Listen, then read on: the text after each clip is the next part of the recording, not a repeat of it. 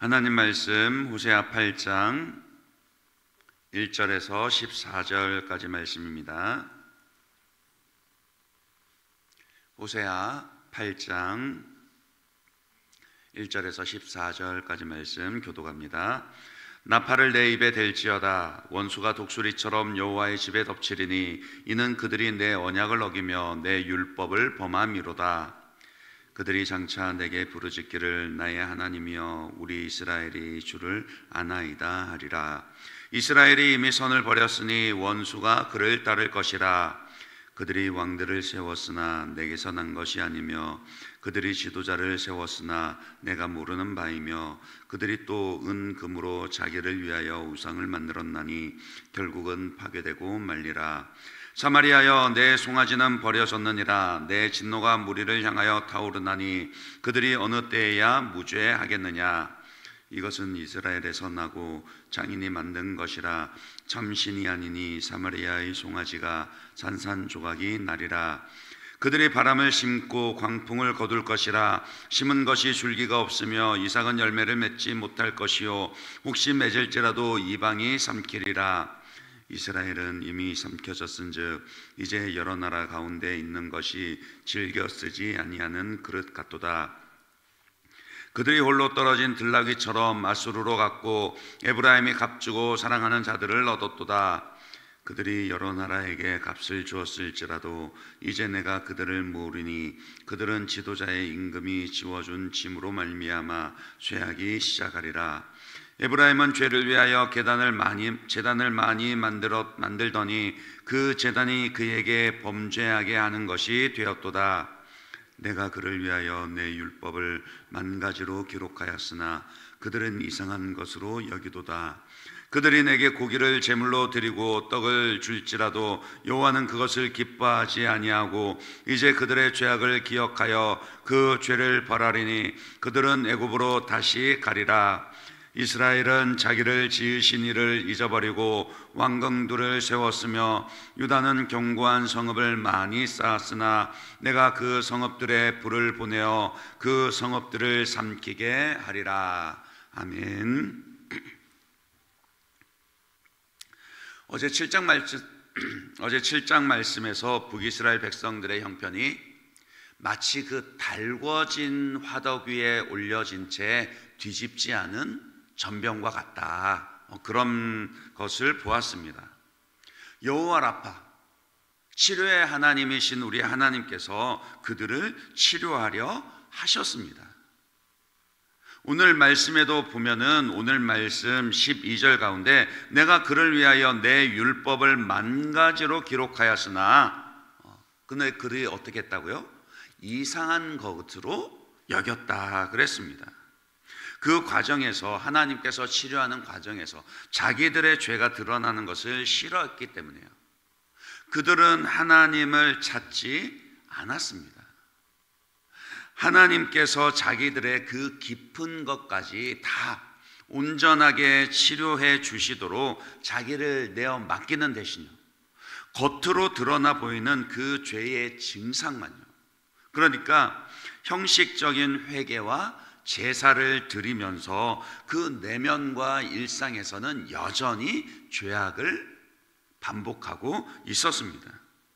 그 결과 북이스라엘 역사에는 그 권력자들에게 아첨하는 신하들이 끊임없이 반역을 일으키며 반역의 반역이 꼬리를 무는 것이 반복되었고, 또 외교적으로는 애굽이나 아수르 같은 강대국을 의지하려 했지만은 오히려 그들에 의해 수치를 당했습니다. 결국 아수르에 의해서 북이스라엘이 망하고 맙니다.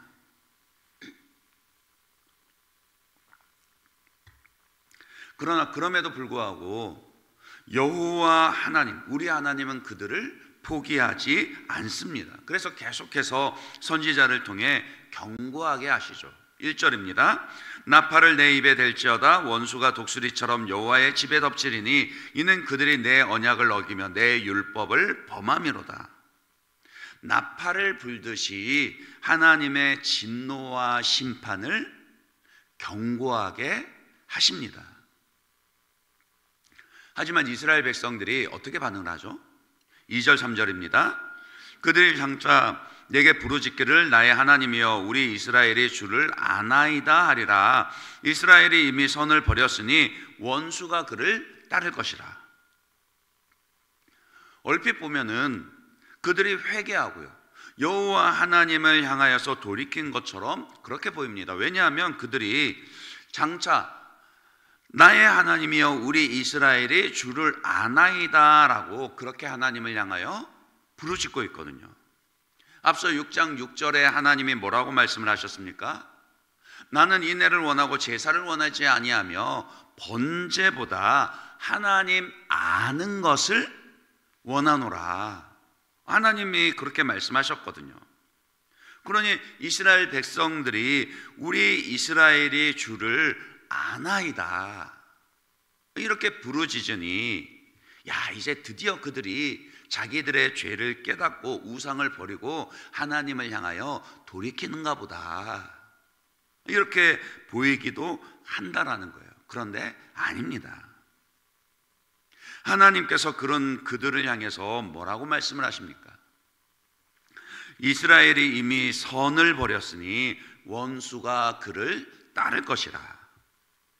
아니, 너희가 뒤늦게 이제 와서 회개해도 소용없다 그런 뜻이 아니라요, 너희가 말은 나를 안다라고 하지만 그러나 너희는 여전히 선을 행하지 아니하고 죄악 가운데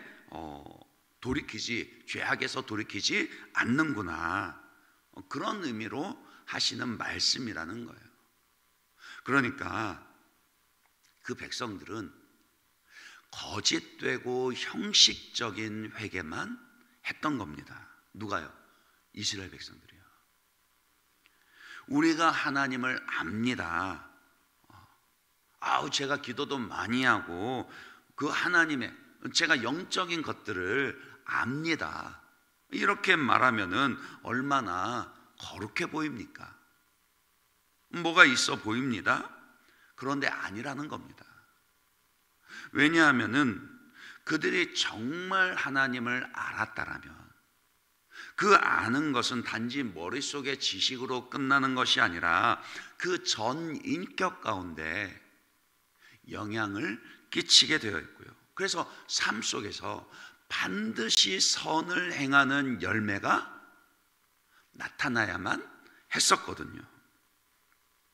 하나님을 안다라는 것은요, 인격적인 것이고, 그래서 반드시 알면은 아는 대로 행동하게 됩니다. 이 사람이 그렇습니다. 그러니까 제대로 알면 행합니다. 만약에 아는데도 불구하고 그것이 행동으로 이어지지 않는다, 그것은 그 사람의 인격 가운데 어느 부분이 지금 일그러져 있고 고장나 있기 때문입니다. 제대로 아는 것이 아닐 수도 있고요, 아니면 마음에 여전히 그 상처가 남아있을 수도, 그 상처가 행동을 바꾸는 것을 막고 있을 수도 있고, 또 이미 너무 오랜 시간 반복된 그 죄악의 행동과 습관들이 선을 행하는 것을 거부할 수도 있습니다. 어쨌든 그 열매가 나타나지 않으면 뭔가 이상이 있구나 짐작할 수 있는 것이죠.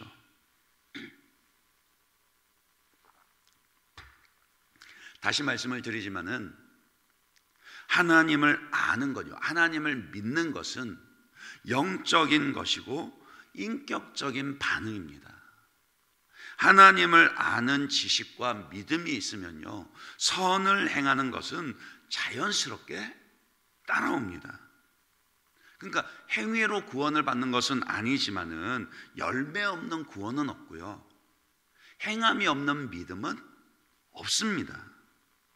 그러니까 믿음과 행위를 자꾸 이분법적으로 엄격하게 그 구별해서 그렇게 생각해서는 안 되고요, 믿음을 하나님이 없이도 갖출 수 있는 어떤 구원의 조건으로만 이해를 해서도 안 되는 겁니다.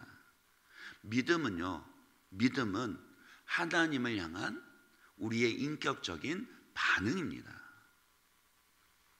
어쨌든 이스라엘 백성들은 그처럼 형식적인 회개만 할 뿐 전혀 여호와 하나님을 향해서 돌이키지 않았습니다. 그러면 하나님은 어떻게 하실까요? 심판하시죠.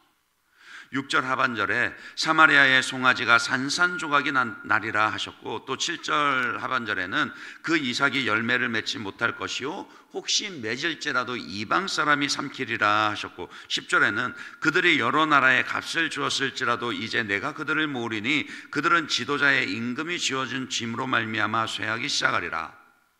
그리고 13절에는 이제 그들의 죄악을 기억하여 그 죄를 벌하리니 그들은 애굽으로 다시 가리라. 이리 말씀하십니다. 거룩하신 하나님께서 북이스라엘을 심판하시겠다라는 그런 경고와 예언의 말씀을 하시는 것이죠. 어제도 말씀을 드렸습니다마는 죄는요 그냥 없어지지 않습니다.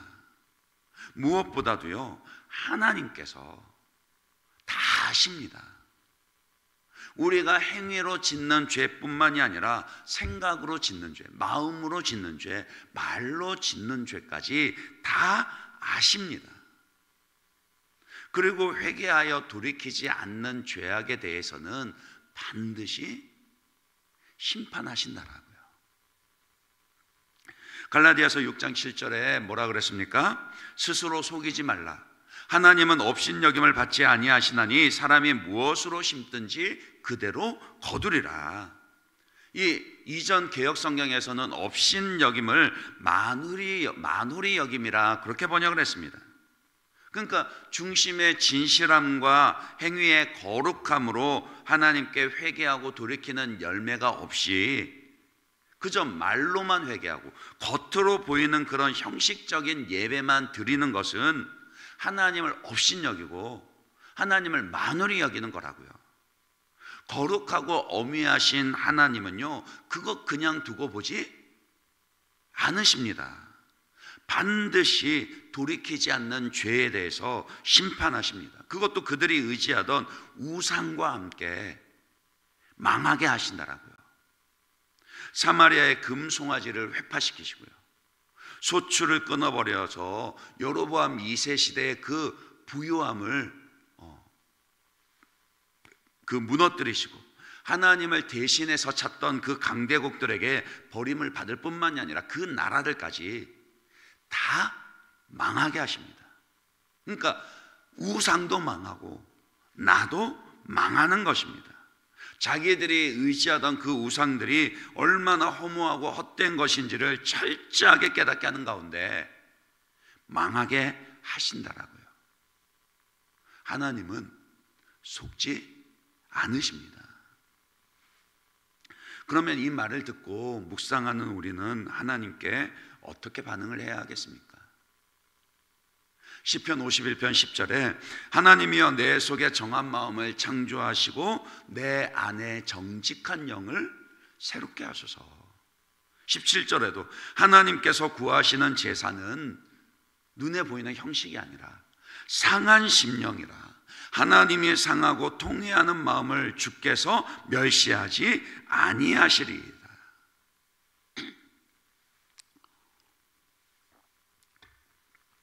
먼저 성령님을 의지하면서 진실되고 그 상하고 통회하는 마음으로 하나님을 찾고 회개해야 합니다.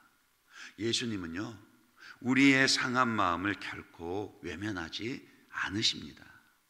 마음을 아시고는 주님께서 우리가 진실된 마음으로 회개하면 그분의 십자가 보혈로 용서해 주십니다. 그리고 반드시 회개에 합당한 열매를 맺어야 합니다. 그래서 하나님 앞에서 합당하게, 하나님께 합당하게 행하여 범사에 그분을 기쁘시게 하고 모든 선한 일에 열매를 맺음으로 하나님을 아는 것에 있어서 날마다 자라가야 합니다. 그래야 임박한 하나님의 심판에서 벗어나 구원을 받고 하나님을 기쁘시게 하며 그분과 동행하는 삶을 살 수 있습니다. 그리고 아직까지 하나님을 알지 못하고 우상을 섬기며 죄악 가운데 있는 그런 이웃들을 향해서 경고의 나팔을 불어야 합니다. 그들에게도 유일한 구원의 길, 예수 그리스도의 복음을 전해야죠. 그래야 그들도 빨리 심판과 멸망의 길에서 벗어나 구원의 길을 걸을 수 있을 테니까요. 나팔을 내 입에 댈지어다. 이 시대를 살아가고 있는 우리에게도 하나님은 동일하게 이 말씀을 주셨습니다. 말씀을 맺습니다. 사람은 속일 수 있어도 하나님은 속일 수 없습니다. 회개를 할 때에는요, 하나님께서 인정하신, 하나님이 받아주시는 회개를 해야 합니다. 그래야 삽니다. 믿음은, 그리고 하나님을 아는 것은 인격적인 것이기에 반드시 열매가 있어야 하는 것이죠. 그리고 우리 이웃들에게도 구원의 나팔을 불어야 합니다. 이제 내일 모레 대부흥 전도주의를 통해서 우리의 많은 이웃들이, 또 무엇보다도 사랑하는 우리 가족들이 복음의 말씀을 듣고 구원을 받을 수 있도록 남은 이틀간 마음을 다해서 기도하시고 복음을 전하는 것에 힘쓰시는 저와 여러분들 되시길 바랍니다. 이 시간 말씀 붙잡고 먼저 한번 기도할 때, 주님, 제가 하나님 앞에서 정직하게 하여 주십시오. 하나님을 업신여기거나 만유리 여기며 그렇게 겉으로 보이는 형식적인 회개나 예배로 만족하지 않게 하여 주시고, 정말로 하나님, 제가 하나님 앞에서 진실되고 상한 마음으로 통회하며 또 그 행위에서도 돌이킴으로 분명히 하나님을 아는 것에 대한 열매를 맺을 수 있도록 하나님, 제 믿음을 붙잡아 달라고 그렇게 위해서 기도하시고, 또 내일 모레 우리 대부흥 전도주를 위해서 기도하겠습니다. 하나님, 저들도 하나님을 알아야 하겠습니다. 속히 돌이켜야 하겠는데 이번 대부흥 전도주일 가운데 그들이 이 자리에 나오게 하시고 복음의 말씀을 듣는 가운데 하나님을 향하여 돌이켜 예수를 믿고 구원받을 수 있도록 하나님께서 능력의 손을 더해달라고 우리 말씀 붙잡고, 그리고 또 대부흥 전도주를 위해서 함께 기도하시고 여러분 가진 기도의 제목으로 자유롭게 기도하도록 하겠습니다. 같이 기도하겠습니다.